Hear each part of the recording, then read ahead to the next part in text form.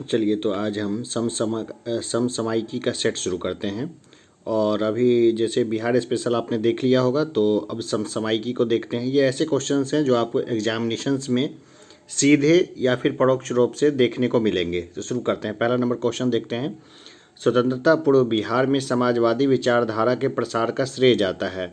तो ये श्रेय जाता है जयप्रकाश नारायण को। ठीक है, संपूर्ण क्रांति का नारा भी इन्होंने दिया था।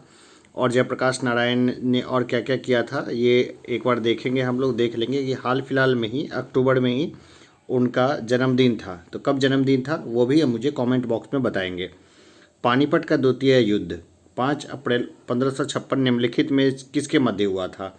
तो ये हुआ था अकबर और हेमू के बीच में, है ना। 5 अप्रैल 1556 याद कर लेना है। किसके बीच हुआ था? अकबर और हेमू के बीच में हुआ था। साथ में ये भी देख लीजिए कि हेमू कौन था। और अकबर के तरफ से बैरम खान ने लड़ाई लड़ी थी, क्योंकि अकबर की उम्र मात्र 13 साल ही थी उस समय में।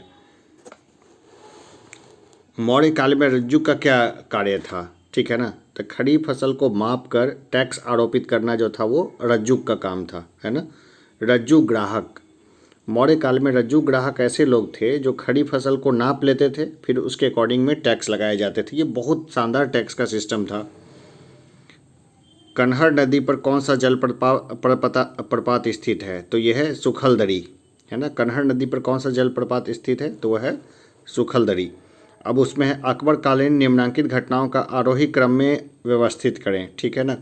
तो इबादत खाने का निर्माण पहले हुआ था, इसके बाद मजहरनामा की घोषणा हुई थी, और फिर दीन ए इलाही जो है ये धर्म चलाया गया था अकबर के द्वारा। ठीक है ना। तो ये सब सही सुमेलित हैं। अब कोई कितना भी कहे पर स्वदेशी राज्य सर्वोपरि होता है। विदेशी राज्य चाहे कितना भी अच्छा क्यों ना हो वह सुखदायक नहीं हो सकता। ये कथन किसका है? ये कथन है राजा राम मोहन राय का। पुनर्जागरण के पिता बोले जाते हैं ये। तो ये क्या किसने बोला था? राजा राम मोहन राय ने बोला था।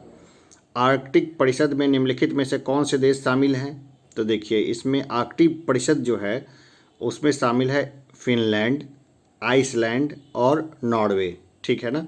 फिनलैंड, आइसलैंड और नॉर्वे। मैं कहता हूँ कि थोड़ा सा जो है ना मैप का ज्ञान अच्छे से होना ही चाहिए। ठीक है। तो आप देखेंगे कि आयरलैंड कहाँ पर है। तो ये जो है सो इंग्लैंड के पास पड़ता है वो आयरलैंड, तो वो तो हो ही नहीं सकता आर्कटिक का। आर्कटिक प्रदेश तो उधर ही होगा जो आर्कटिक क्षेत्र में होंगे। संपदा योजना किस मंत्रालय द्वारा प्रारंभ की गई है? तो ये प्रारंभ की गई है खाद्य प्रसंस्करण उद्योग मंत्रालय के द्वारा, है ना, संपदा योजना। 9th नंबर के क्वेश्चन को देखते हैं। जेनेटिक इंजीनियरिंग अनुमोदन समिति GECA के संबंध में कथनों का परीक्षण करें। ठीक है ना। तो देखिए, इसमें सिर्फ 2 जो है वो सही होगा। यह GM फसलों के कृषि में उपयोग को पर्यावरणीय मंजूरी प्रदान करता है। चलिए, ये क्वेश्चन देख लेते हैं कि निम्नलिखित में से कौन संघाई सहयोग संगठन के सदस्य राष्ट्र हैं? ठीक है ना। तो सदस्य राष्ट्र जो है यहाँ पर श्रीलंका को छोड़ के सभी हैं। चीन है, रूस है, उज्बेकिस्तान है, भारत है और पाकिस्तान है। संघाई सहयोग संगठन को अभी तक भारत ने छोड़ा नहीं है। ये आश्चर्य की बात है। उसको फटाफट छोड़ देना चाहिए भाई। चाइना ने हमारे 20 सैनिक मार डाले हैं, ये बहुत गंभीर मामला है। हाल ही में निम्नलिखित में से किस अवसर पर गांधी दर्शन विशेष पर्यटन ट्रेन का शुभारंभ किया गया है? तो ये साबरमती आश्रम के 100 वर्ष पूर्ण होने पर ऐसा किया गया था। हाल ही में सिक्योर हिमालय प्रोजेक्ट प्रारंभ किया गया है। इस संदर्भ में निम्नलिखित कथनों में से कौन से सत्य हैं? तो यह प्रोजेक्ट भारत के 4 हिमालयी राज्यों जम्मू कश्मीर, हिमाचल प्रदेश, उत्तराखंड तथा सिक्किम में चलाया जाएगा। यह योजना पर्यावरण मंत्रालय द्वारा प्रारंभ की गई है। ठीक है ना। तो इनमें से ये दोनों ही सही है। ये पुराना खबर है। देखिए, वैसे क्वेश्चंस को छांट लेते हैं जो कि अभी आ सकते हैं। तो अभी किसान की समस्या बहुत गंभीर रही है। तो न्यूनतम समर्थन मूल्य के संदर्भ में निम्नलिखित कथनों पर विचार कीजिए। ठीक है ना। तो देखते हैं, कीमतों के MSP से नीचे गिरने पर सरकार घोषित MSP पर खाद्यान्नों को खरीद का आश्वासन देती है। बिल्कुल सही है। इसी को डाइल्यूट किया गया है। नया जो कृषि कानून आया है इसी को डाइल्यूट किया गया है। ये दिया गया है कि किसान मंडी से बाहर जहां मन वहां पे अपने कृषि को बेच सकते हैं। तो अभी MSP को बंद नहीं किया गया है, लेकिन ये चरणबद्ध तरीके से ख़त्म कर दिया जाएगा, ऐसा किसान मानते हैं, इसलिए वो आंदोलन कर रहे हैं। MSP की संस्तुति कृषि लागत एवं मूल्य आयोग द्वारा वर्ष में 2 बार की जाती है। ये दोनों सही है। यहाँ देखिए कि इनमें से कौन से सही हैं। निम्नलिखित युग्मों पर विचार कीजिए। तट और प्रदेश को, तो कन्नड़ तट जो है वो गोवा से कर्नाटक तक है, और कोंकण तट है वो गुजरात से गोवा तक है। 2 और 3 इसमें सही है। देखिए ये 2 कथन हैं, हम लोग इन दोनों कथनों को देखेंगे। ये दोनों ही कथन सही हैं। जैसे कि महासागरों के नीचे भूपर्पटी की चट्टानें बेसाल्ट से निर्मित है, बिल्कुल सही है।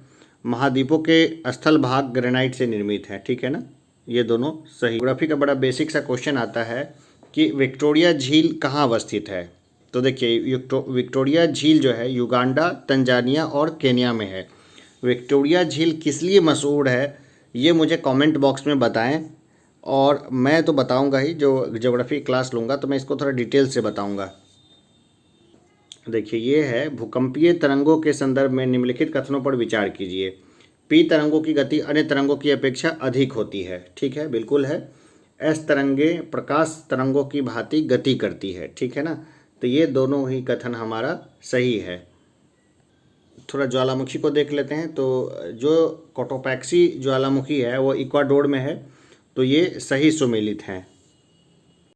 अब देखिए ये जो है 4 जो है दिया गया है कथन, उस पर विचार करना है। जैसे दैनिक तापांतर अधिक होता है, 30 डिग्री से 45 डिग्री अक्षांशों के मध्य स्थित है, महाद्वीपों के पश्चिमी तटों पर विस्तार है, और वर्षा सर्दियों में मुख्यतः चक्रवाती प्रकार की होती है। तो किस तरह की जलवायु है ये, तो यह है भूमध्य सागरीय जलवायु। ये बहुत बेसिक सा क्वेश्चन है कि पाश्चुराइजेशन क्या होता है। तो पाश्चराइजेशन एक प्रक्रिया है जिसमें दूध को बहुत देर तक गर्म किया जाता है और एक निश्चित समय में ठंडा कर लिया जाता है। इससे दूध जल्दी फटता नहीं है, लंबे समय तक वो ताज़ा रहता है। निम्नलिखित में से सर्वाधिक जैव विविधता कहाँ पाई जाती है, तो ये पाई जाती है उष्णकटिबंधीय वर्षा वन में। सबसे ज़्यादा जैव विविधता कहाँ पाई जाती है, उष्णकटिबंधीय वर्षा वन में। और यह 35वां नंबर क्वेश्चन है, देश की प्रथम 5G प्रयोगशाला कहाँ स्थापित की गई है, तो ये की गई है दिल्ली में। 5G प्रयोगशाला कहाँ स्थापित की गई है, तो ये की गई है दिल्ली में। अब है 36वां नंबर क्वेश्चन कि संविधान के मूल ढांचे के अंतर्गत क्या क्या सम्मिलित किया गया है। चलिए इसको जो है हम अलग से डिस्कस करेंगे, है ना, क्योंकि ये इसमें कई सारी चीज़ें हैं। अब है कि क्या गलत है, ठीक है ना, निम्न में से गलत रूप से सुमेलित युग्म का चयन करें कि इसमें कौन सा जो है वो, तो इसमें एक से अधिक होगा आंसर, इसलिए इसको हम लोग छोड़ देते हैं। पंचायती राज व्यवस्था जब मैं बताऊंगा तो इसको थोड़ा डिटेल से बता दूंगा, तो बहुत अच्छे से वो घोट लिया जाएगा। पंचायती राज व्यवस्था के ऊपर एक सेपरेट क्लास लाने की ज़रूरत है अभी। अब इसको देखते हैं कि 73वें संविधान संशोधन द्वारा पंचायतों हेतु अनिवार्य प्रावधान कौन से हैं, ठीक है ना, तो ये है ग्राम सभा का गठन होगा, बिल्कुल ये होगा। तीनों स्तर पर सदस्य पदों हेतु प्रत्यक्ष चुनाव होगा, बिल्कुल ये होगा। राज्य निर्वाचन आयोग की स्थापना, बिल्कुल ये भी होगी। पंचायतों में चुनाव लड़ने हेतु न्यूनतम आयु 21 वर्ष, ये सब सही हैं, तो ये चारों होंगे 1 से लेकर 4 तक। चलिए इसको देखते हैं कि अंतर्राज्यीय परिषद के निर्माण का स्रोत है, ठीक है, तो कौन सा स्रोत है ये, तो संविधान में लिखा गया है कि अंतर्राज्यीय परिषद का निर्माण होगा, ठीक है। और इसके बाद हम लोग आगे देखें कि निम्नलिखित कथनों पर विचार कीजिए। तो ये है कि संविधान में अधीनस्थ न्यायालयों के बारे में प्रावधान दिया गया है, बिल्कुल दिया गया है। जिला न्यायाधीश के बारे में नियुक्ति का प्रावधान अनुच्छेद 233 में है, ये भी सही है। अनुच्छेद 235 के तहत उच्च न्यायालय अपने अधीनस्थ न्यायालयों पर नियंत्रण करता है, बिल्कुल ये भी सही है। तो ये तीनों को घोट लेना है, ठीक है ना, ये सब सही है। अभी देखते हैं कि भारतीय संविधान का अनुच्छेद 249 संबंधित है, ठीक है ना, तो ये 249 किस चीज़ से संबंधित है, तो ये संबंधित है राज्य सूची के विषय के संबंध में संसद की विधायी शक्तियों से।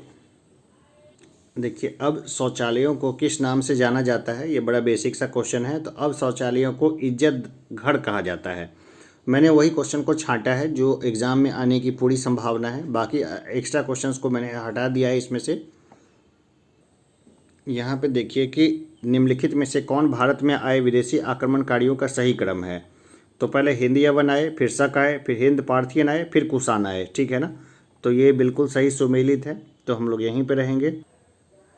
ईस्ट इंडिया कंपनी ने भारत में अपनी फैक्ट्री कहाँ स्थापित की थी, तो ये की थी सूरत में, ठीक है ना।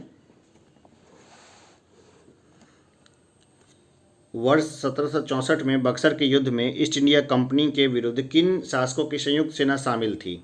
तो ये शामिल थी मीर कासिम की, शुजाउद्दौला की, शाह आलम द्वितीय की। सालबाई की संधि का संबंध किस युद्ध से है? तो यह है प्रथम आंग्ल मराठा युद्ध से।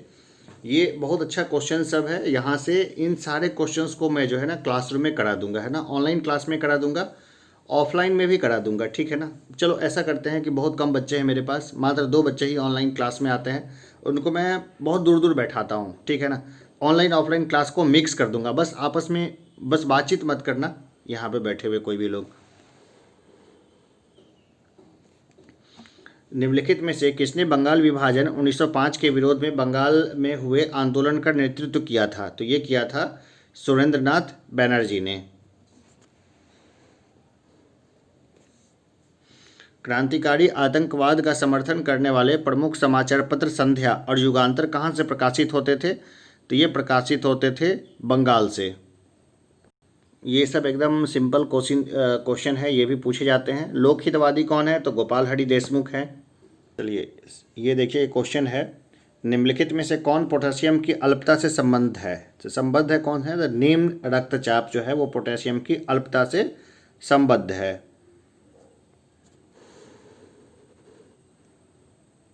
खतरे के संकेतों के लिए लाल प्रकाश का प्रयोग किया जाता है क्योंकि इसका प्रकीर्णन सबसे कम होता है, ठीक है ना। एक क्वेश्चन है कि बबल बेबी रोग ऐसा इसलिए कहलाता है क्योंकि, तो क्योंकि रोगग्रस्त शिशु जो है वो लार के बुलबुले बनाता है, ठीक है ना, इसलिए इसको क्या बोलते हैं? तो बबल बेबी रोग इसको बोलते हैं। देखिए ये ऐसे क्वेश्चंस बड़ा फेवरेट क्वेश्चंस होते हैं एग्जामिनर्स के, है ना, मिलाने वाले। तो अणु और उपस्थित तत्वों को हम लोग देखते हैं। तो विटामिन B12, ठीक है ना, विटामिन B12 में क्या होता है? कोबाल्ट होता है, ठीक है ना। हीमोग्लोबिन में क्या होता है? लोहा होता है। क्लोरोफिल में क्या होता है? मैग्नीशियम होता है। और पीतल में क्या होता है? तांबा होता है ना। मिक्स होता है, तांबा और टीन को मिला के पीतल बनता है। तो ये सब बहुत बेसिक क्वेश्चन है जो कि एग्जामिनर्स बड़ा फेवरेट होते हैं, इन सबों को भी देख लेना होता। चलिए जेनेटिक्स को लेकर के, हेरिडिटी को लेकर के बहुत बढ़िया सवाल। हेमोफेलिया के विषय में सत्य कथन है। सत्य कथन क्या है? तो स्त्रियां वाहक होती है और प्रकट किसमें होता है? पुरुषों में होता है। बाइट्स रोग शरीर के किस भाग को प्रभावित करता है? तो ये करता है गुर्दा को। बाइट्स रोग जो है वो कहाँ पर किसको प्रभावित करता है? तो गुर्दा को प्रभावित कर।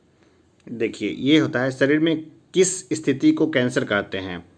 तो कोशिकाओं का अनियंत्रित बहुगुणन होना, इससे स्वास्थ्य कोशिकाओं का दम घुटना और अंततः मृत्यु होना होता है। तो ये होता है कैंसर। अब देखिए एक है जैनिको प्रौद्योगिकी है। जैनिको प्रौद्योगिकी क्या है? तो आनुवांशिक रोगों से पूर्व सूचना प्राप्त करने की तकनीक, ये है जैनिको प्रौद्योगिकी। एक और क्वेश्चन प्रायः कई बार पूछा जाता है, वो ये पूछा जाता है जूनोसिस क्या है ना। जूनोसिस आजकल चर्चा में है, तो क्या है? तो देखिए जो खटमल है, मच्छर है, मेढक है, या कोई भी जो ह्यूमन संपर्क में आने वाले कोई भी जीव जंतु से होने वाले जो रोग हैं उन्हीं को जूनोसिस बोलते हैं, ठीक है ना।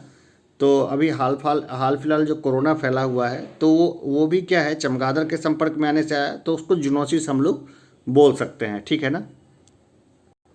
देखिए भारत में नदी विवाद जो है वो हमेशा से है चर्चा में रहा है। तो महानदी विवाद जो है वो ओडिशा व छत्तीसगढ़ के मध्य जो है वो रहा है हमेशा ही। तो इसलिए ओडिशा और मध्य प्रदेश के बीच में क्या रहा है? तो महानदी को लेकर के विवाद रहा है।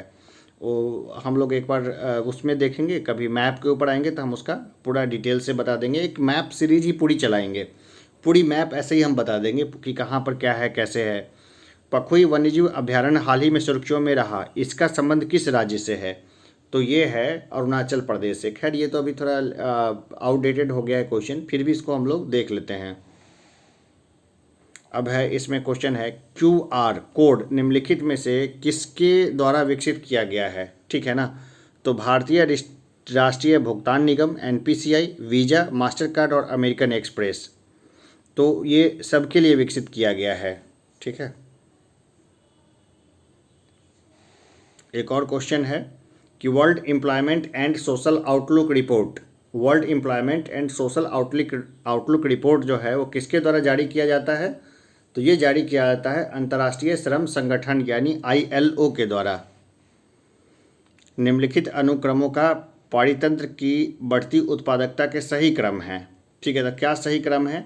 तो महासागर, झील, घास स्थल, मैंग्रोव। ठीक है ना। देखिए इस क्वेश्चन को देखिए, आइची लक्ष्य निम्नलिखित में से किससे संबंधित है? तो ये संबंधित है जैव विविधता से। ठीक है। मोह असंबद्धता का निर्माण होता है, कहाँ होता है? तो निचले क्रस्ट एवं ऊपरी मेंटल के मध्य में जो है मोह असंबद्धता का निर्माण होता है। कहाँ होता है? निचले क्रस्ट एवं ऊपरी मेंटल के मध्य में।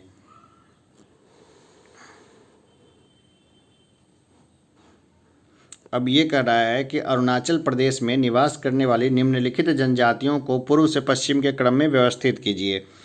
तो पूर्व से पश्चिम को हम लोग देखें मैप में, तो पूर्व का क्षेत्र किधर पड़ेगा? तो पूर्व का क्षेत्र पड़ जाएगा सबसे लास्ट से लेकर के, हम लोग जैसे आते हैं ना, तो हम लोग नॉर्थ ईस्ट के पश्चिम में होते चले जाते हैं। ठीक है ना। तो म्यांमार जो होता है वो पड़ जाता है पूर्व में। मैप को अच्छे से ध्यान रखना जरूरी है। तो सबसे जो पूर्व में जो पड़ेगा तो वो पड़ेगा नागा जनजाति रहती है उधर। फिर इसके बाद आएंगे तो मिसमी आएगी, फिर आएंगे डफला आएगा, फिर आएगा मोनपा आएगा। ठीक है ना। तो ये बेसिक क्वेश्चंस है, इसको भी ध्यान में रखना जरूरी है। देखिए एक बार जब मैं राष्ट्रपति का इलेक्शन पढ़ाऊंगा और राष्ट्रपति के कार्य, राष्ट्रपति से संबंधित सारे अनुच्छेद, तो मैं सारे क्वेश्चंस बताऊंगा ही। फिर भी ये बेसिक्स जान लीजिए कि राष्ट्रपति का जो इलेक्शन होता है ना, उसमें राज्य विधान परिषद के सदस्य जो है वोट नहीं दे सकते हैं, क्योंकि सिर्फ चुने हुए लोग, जो जनता से सीधे जो चुने हुए लोग होते हैं वही वोट देते हैं।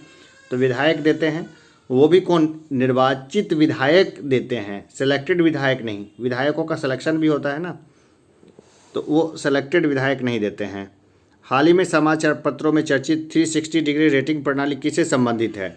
तो ये संबंधित है नौकरशाही के प्रदर्शन मूल्यांकन से। ठीक है ना।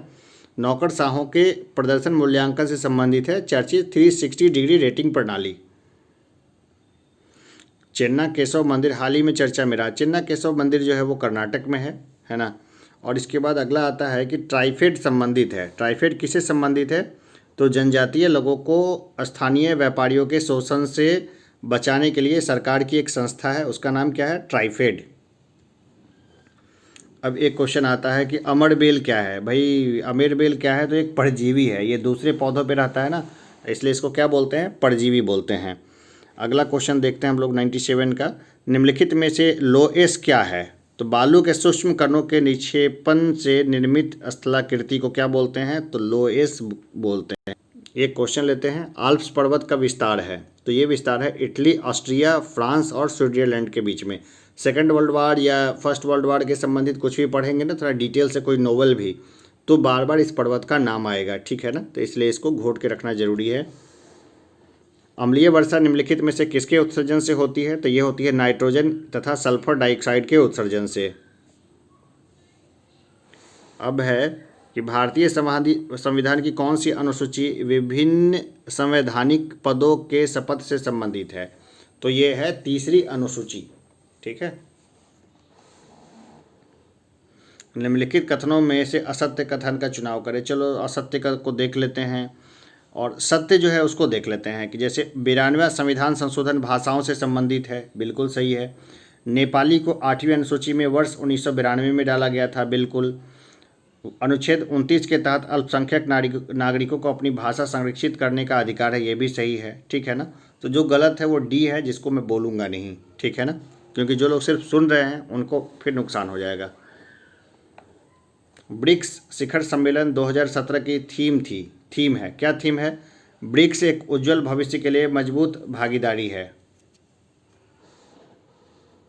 हाल ही में केंद्र सरकार द्वारा स्वस्थ सारथी अभियान का शुभारंभ किया गया है। इसका उद्देश्य है ऑटो टैक्सी तथा बस चालकों को स्वास्थ्य सुविधा उपलब्ध कराना।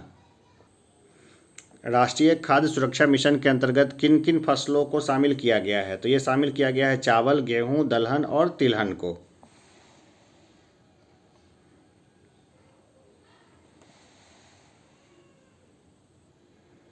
अब है कि निम्नलिखित में से कौन 1917 के चंपारण सत्याग्रह में गांधी जी के साथ सम्मिलित हुए थे? तो देखिए कई लोग सम्मिलित हुए थे, तो उसमें राजेंद्र प्रसाद भी हैं। ठीक है ना। तो इसको भी मैं कराऊंगा, क्योंकि 1917 का जो चंपारण सत्याग्रह से संबंधित तीनखटिया प्रथा से संबंधित जो क्वेश्चन है वो मेंस में पूछा जाता है। तो मैं ये बता दूं कि प्री और मेंस की तैयारी जो है वो अलग अलग नहीं होती है, वो साथ ही करें तो बेहतर है। तो अभी यहाँ की जो क्लासेस है यहाँ पे प्री और मेंस दोनों की तैयारी में साथ ही कराऊंगा, ठीक है ना। दोनों की तैयारी बिल्कुल साथ ही चलेगी। 109 नंबर क्वेश्चन को देखते हैं कि बिहार में स्थित महाजनपदों के बारे में जानकारी मिलती है, तो ये मिलती है अंगुत्तर निकाय से, है ना। बौद्ध धर्म का था अंगुत्तर निकाय। देखिए मगध में कई राजवंश रहे, ठीक है ना, और सभी राजवंश बड़ा शानदार उन्होंने काम किया, लेकिन उत्कर्ष जो शुरू हुआ था मगध साम्राज्य का वो बिंबिसार के समय में शुरू हो गया था। और हम लोग जानते हैं कि बिंबिसार जो था वो कौन से वंश का था, हर्यंक वंश का था, है ना। और बिंदुसार और बिंबिसार में फ़र्क है। बिंदुसार जो थे वो मौर्य राजवंश के थे। पाटलिपुत्र नगर की स्थापना किस शासक ने की थी, ये की थी उदयन ने, ठीक है ना। एकदम इसको घोट घाट के रखना है, ठीक है ना। चलिए ये गोलमेज सम्मेलन जो है बड़ा फेवरेट क्वेश्चन है। दूसरे गोलमेज सम्मेलन में भाग लेने वाली भारत की महिला प्रतिनिधि कौन थी, तो ये थी सरोजनी नायडू। चलिए ये बड़ा अच्छा क्वेश्चन है। सिंधु घाटी सभ्यता के लोग थे, है ना। सिंधु घाटी, ये छुपे हुए क्वेश्चन हैं। तो सिंधु घाटी सभ्यता के लोग कैसे थे, तो वो शाकाहारी थे, ठीक है। सिंधु घाटी सभ्यता के लोग क्या थे, तो वो शाकाहारी थे। बाद में जो आर्य आए तो क्या हो गए, वो मांसाहारी थे आर्य। उसके बारे में हम लोग अलग से चर्चा करेंगे। अब एक क्वेश्चन है कि नालंदा विश्वविद्यालय का संस्थापक कौन था, तो ये थे कुमारगुप्त, है ना। मद्रास महाजन सभा की स्थापना कब की गई थी, तो ये की गई थी वर्ष 1883 में। अब है कि स्थूलभद्र की अध्यक्षता में प्रथम जैन संगीति किस नगर में आयोजित की गई थी, तो ये की गई थी पाटलिपुत्र में। ये मैचिंग क्वेश्चन है। ये ऐसे क्वेश्चंस बड़े अच्छे होते हैं, इनको जहाँ भी देखना चाहिए तुरंत घोट डालना चाहिए, क्योंकि ये मैचिंग क्वेश्चन जो है मुफ्त के नंबर देते हैं कई बार। कैसे देते हैं मैं बताऊंगा आगे। अलाई दरवाज़ा जो है दिल्ली में, उसको अलाउद्दीन खिलजी ने बनवाया था। बुलंद दरवाज़ा फतेहपुर सीकरी, उसको अकबर ने बनवाया था। मोती मस्जिद जो आगरा में, उसको शाहजहाँ ने बनवाया था। और मोती मस्जिद जो दिल्ली में है उसको औरंगजेब ने बनवाया था, ठीक है। इसमें क्वेश्चन आता है कि अखिल भारतीय किसान सभा द्वारा निर्मित किसान घोषणा पत्र में निम्न में से कौन सी मांग सम्मिलित नहीं थी, तो जामींदारी प्रथा का अंत जो था उसमें सम्मिलित नहीं था, ठीक है ना। सन 1873 के पावना कृषक विद्रोह के संदर्भ में निम्नलिखित कथनों में से सत्य कथनों का चयन करें। इस विद्रोह का ब्रिटिश इंडिया एसोसिएशन ने प्रबल विरोध किया था। यह विद्रोह जमींदारों के शोषण के लिए संगठित किया गया था, है ना। ये दोनों ही इसमें सही होगा।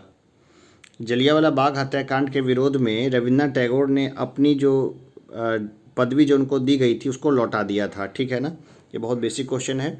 भारत में किन राज्यों में गन्ना सबसे ज़्यादा पैदा होता है, तो ये महाराष्ट्र एवं उत्तर प्रदेश में होता है। ये बहुत शानदार क्वेश्चन रहा है, पूछा भी गया है। देखिए इसको एकदम घोट डालना है। भारतीय संविधान में शामिल हैं तो 395 अनुच्छेद, 22 भाग एवं 12 अनुसूचियाँ अभी वो शामिल हैं। पहले कितने थे उसको भी देख लेना जरूरी है। अब एक क्वेश्चन आता है कि निम्नलिखित में से किसको संविधान द्वारा मौलिक अधिकारों की रक्षा करने की शक्ति दी गई है, तो ये दी गई है सर्वोच्च न्यायालय एवं उच्च न्यायालयों को।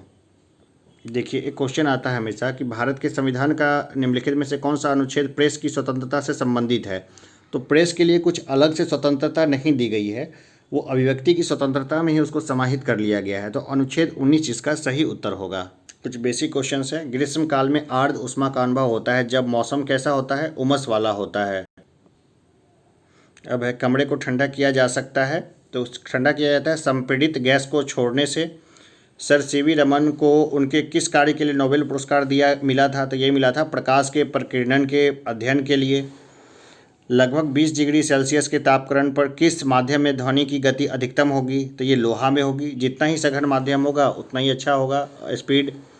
किसमें डॉब्सन इकाई का प्रयोग किया जाता है, तो ये किया जाता है ओजोन परत की मोटाई मापने में। निम्नलिखित युक्तियों में से किसमें मोटर गाड़ियों के इंजन को ठंडा करने के लिए प्रयोग में लाया जाता है, तो ये लाया जाता है रेडिएटर। गोताखोरों के सांस लेने संबंधी की क्रिया में उपयोग की जाने वाली गैस है, तो वह ऑक्सीजन तथा हीलियम। मोनाजाइट किसका अयस्क है, यह है थोरियम का।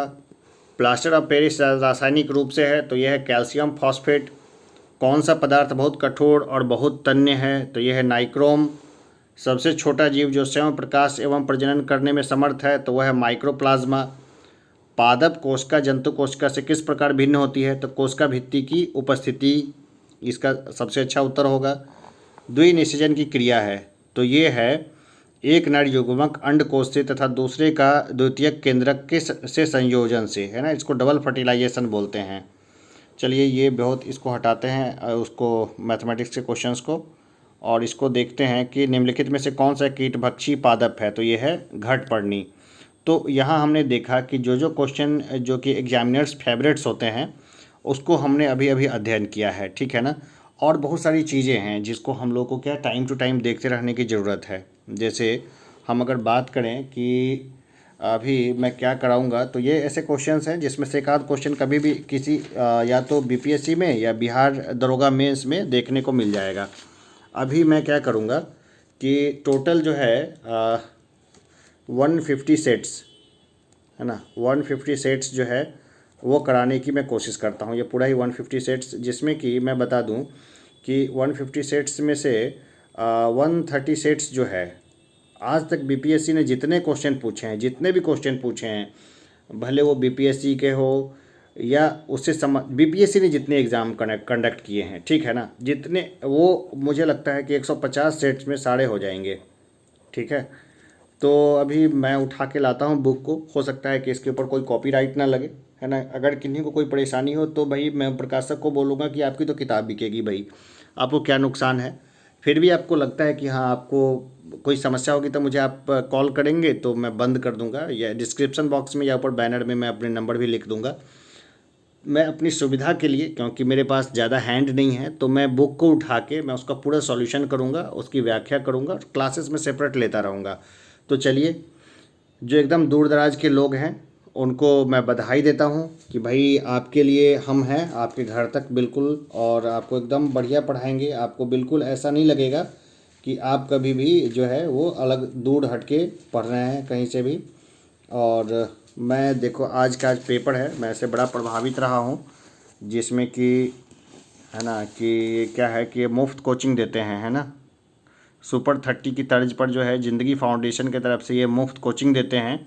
और इसमें सब्जी वालों के बेटे, ठेले वालों के बेटे कैसे डॉक्टर बनने का अपना सपना पूरा करेंगे, इससे मैं बड़ा प्रभावित हुआ, है ना। ये जो है ना वो बहुत प्रभावित हुआ, खास करके ये खबर जो आप अगर देखेंगे इसको ना, कि मज़दूर की बेटी और सब्जी बेचने वाले का बेटा बनेगा डॉक्टर, इससे भी मैं बड़ा प्रभावित हूँ। तो चलिए, मैं अपने एंड से क्या कर सकता हूँ, क्योंकि मैं तो चलिए अच्छा कमा खा रहा हूँ, मैंने बहुत कुछ किया है ना, देश विदेश भी घूम लिया है, सब कुछ किया, तो मैं समाज को क्या दे रहा हूँ? समाज को कुछ ना कुछ देने की मेरी जो चाहत है, वो यहीं पे मुझे सबसे कंफर्टेबल लगता है कि यहाँ अपने कमरे में बैठ के और पंखा वंखा को बंद करके, क्योंकि मुझे भी गर्मी लग रही है, लेकिन मैंने पंखे को क्या है बंद कर रखा है। इतनी गर्मी में भी आपके लिए अगर मैं क्लास ले रहा हूँ तो चलिए कुछ हिस्सा तो मैं कर ही रहा हूँ, या मैंने जितना सीखा है, जितना समझा है, तो उसके हिसाब से मुझे यही सही लगता है कि मैं समाज के लिए कुछ ऐसा करूं कि समाज के आखिरी पायदान पे जो बच्चा है, जो स्टूडेंट है, वो भी कंपटीशन में आ जाए। किसके कंपटीशन में आ जाए? तो उनके कंपटीशन में आ जाए जो अभी बहुत महंगी कोचिंग लेकर के पटना या बाकी जगहों पे वो पढ़ाई कर रहे हैं या दिल्ली में पढ़ाई कर रहे हैं, तो उनके कंपटीशन में आ जाए। यही मेरा उद्देश्य है, और ये सब बिल्कुल मुफ्त है ना भाई। इसमें यही है, आपसे यही फ़ीस मैं लूँगा कि ये जो मेरी क्लासेस है इसको अपने फ्रेंड्स को, फैमिली मेम्बर्स को, और जिनको भी है उनको सबको फॉरवर्ड कर दीजिए। जिनको ज़रूरत है सबको फॉरवर्ड करिए, सबसे शेयर करिए, सब्सक्राइब करिए चैनल को। और आपका हिस्सा कहीं नहीं जाने वाला। जिसको नहीं पढ़ना है वो नहीं देखेगा चैनल को। अगर आप किसी को भेज भी देते हैं, आप अपने अपोनेंट को भी भेज देते हैं, अगर उसको नहीं पढ़ना होगा तो उसको नहीं देखेगा। मैं ही जो क्लास लूँगा सबको तो सफल हो नहीं सकता है, हाँ, लेकिन जो सबसे आखिरी पायदान पे व्यक्ति है, जो सफल होना चाहता है, उस तक मैं मटेरियल को पहुंचाऊं, ये मेरी चाहत है। तो चलिए अभी के लिए इतना ही, कमर कस लीजिए और एकदम आगे के दौर के लिए तैयार रहिए। आगे कल से सेट्स की संख्या बढ़ेगी, हो सकता है 2 या 3 या 4 सेट्स मैं लेकर के आऊँ एक दिन में। तो चलिए अभी के लिए इतना ही, धन्यवाद।